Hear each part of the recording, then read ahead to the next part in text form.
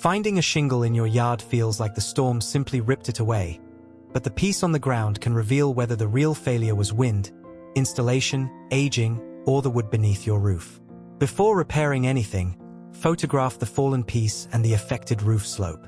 If the damage followed a major storm, those pictures may matter for a warranty or insurance claim. Now examine the shingle. If it is almost completely intact, look for nail holes near its upper edge.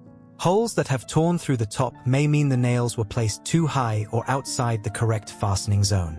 The wind did not pull the nails out, it pulled the shingle through them. A piece with cracked, ragged, or missing corners points more toward brittle material.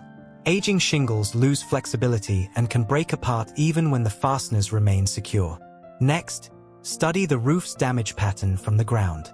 Loss concentrated along an edge, ridge, or wind-facing slope suggests wind uplift. Missing shingles scattered across several slopes may indicate widespread aging or an installation problem. If the roof is relatively new, the adhesive strips may never have sealed correctly, or the fasteners may have missed solid decking. Contact the original installer before authorizing unrelated repairs. If the roof is older, look for curling, exposed fiberglass, bare patches, and heavy granule loss. Replacing one missing shingle may close today's opening while the surrounding material remains ready to fail. There is also a hidden possibility. Damaged or rotten decking may no longer hold roofing nails securely. Repeated loss from the same area requires inspection beneath the shingles. One fallen shingle can be a localized repair. Shingles repeatedly falling from different areas point to a roof system problem. So don't just ask how strong the wind was.